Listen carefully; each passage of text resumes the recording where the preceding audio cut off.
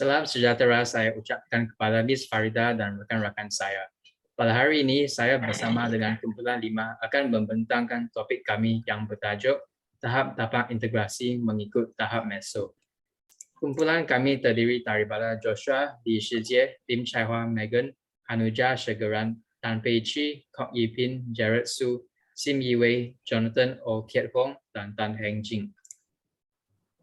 Aspek meso merujuk kepada bawah ke atas, iaitu pertubuhan bukan kerajaan NGO memainkan peranan sebagai tapak integrasi. NGO merupakan sektor ketiga mewakili masyarakat sivil dan beroperasi dalam persekitaran yang semakin berdaya saing pada hari ini. Antara ciri NGO ialah berdaftar secara rasmi, organisasi berasingan daripada kerajaan, berbeza daripada organisasi perniagaan, diuruskan secara bersendirian, bersifat sukarela, bukan bermotifkan dakwah, dan tidak terlibat dalam kempen pilihan raya. Antara jenis NGO ialah NGO sosial seperti MBM, Mercy Malaysia dan Yayasan Sejahtera. Selain itu, jenis kedua ialah NGO keselamatan dan hak asasi. Contohnya Suhakam, Swaram dan MTUC. Dan jenis ketiga ialah NGO pendidikan dan agama. Sebagai contoh, Teach for Malaysia, ABIM, Befrienders dan Salvation Army. NGO sosial bermaklumat rakyat berhidup harmoni dan bahagia dengan memberi bantuan kepada isi rumah yang memerlukan. Sebagai contoh, Yayasan Sejahtera ialah sebuah organisasi yang mengusahakan pembasmian kemiskinan dan pembangunan komuniti untuk isi rumah miskin dan berpendapatan rendah di Malaysia. Dengan 4 modul menyokong keperluan asas, menyediakan perkhidmatan komuniti asas, pemulihan dan pembinaan rumah dan menyokong kehidupan lestari. Sejahtera membantu lebih 8,000 keluarga miskin sejak penubuhan pada 2029. Mercy ialah organisasi yang memberi tumpuan kepada penyediaan bantuan perubatan, pembangunan berkaitan kesihatan yang mampan, dan aktiviti pengurangan risiko untuk komuniti yang terdedah dalam kedua-dua situasi krisis dan bukan krisis.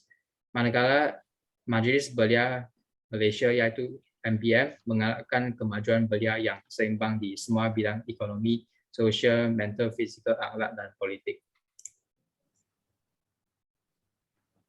Berikut ialah NGO keselamatan dan hak asasi. Suhakam, Suruhanjaya Hak Asasi Manusia Malaysia. Suhakam telah ditubuhkan oleh Parlimen di bawah Akta Suruhanjaya Hak Asasi Manusia Malaysia 1999 Akta 597 yang telah diwaktakan pada 9 September 1999. Tujuan penubuhan Suhakam adalah untuk mempromosikan pendidikan hak asasi manusia, menasihati perundangan dan menjalankan penyiasatan. Bidang fokus semasa Suhakam adalah seperti kebebasan bersuara, kebebasan beragama, pemandangan manusia, pekerja asing dan banyak lagi. Swaram, Suara Rakyat Malaysia, adalah sebuah pertubuhan hak asasi manusia di Malaysia yang diwujudkan pada tahun 1987. Objektif utama Swaram adalah melindungi dan merealisasikan hak asasi manusia di Malaysia tanpa siapapun yang memerintah negara. Mereka akan sentiasa mempertahankan hak mangsa pencabulan hak asasi manusia, golongan miskin dan tertindas tanpa rasa takut atau pilih kasih. MTUC, Malaysia Trades Union Congress, merupakan satu kongres persatuan perniagaan di Malaysia ditubuhkan pada 1949. Ia merupakan pusat kesatuan kebangsaan yang tertua mewakili pekerja-pekerja Malaysia. Jika pekerja menemui sesuatu masalah di tempat kerja, Pengawal kesatuan boleh mewakili pekerja tersebut dalam prosedur rungutan, grievance procedure. Contohnya ialah pelanggaran kontrak kerja oleh majikan, isu keselamatan, gangguan seksual atau diskriminasi. Jenis NGO yang terakhir ialah NGO pendidikan dan agama. Tujuan NGO pendidikan dan agama adalah untuk mempromosikan aktiviti agama dan memberi peluang kepada masyarakat Malaysia untuk belajar. Antara contoh NGO pendidikan dan agama ialah Teach for Malaysia. Teach for Malaysia adalah sebuah pertubuhan bukan untung untuk memberi peluang belajar kepada kanak-kanak di seluruh Malaysia. Ia ditubuhkan pada tahun 2010 dan mereka mempunyai misi untuk mengkasarkan negara kita melalui pendidikan yang berkualiti kepada kanak-kanak yang akan menjadi ketuan negara pada masa depan.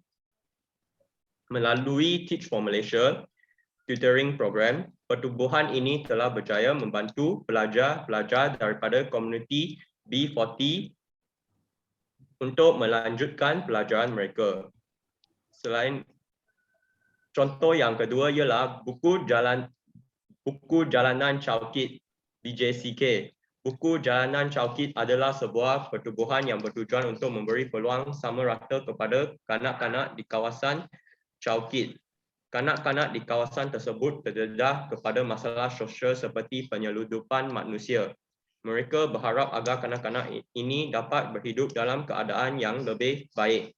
Sukarelawan selalu membantu mereka dengan kerja sekolah dalam mata pelajaran seperti bahasa Inggeris, bahasa Melayu dan matematik.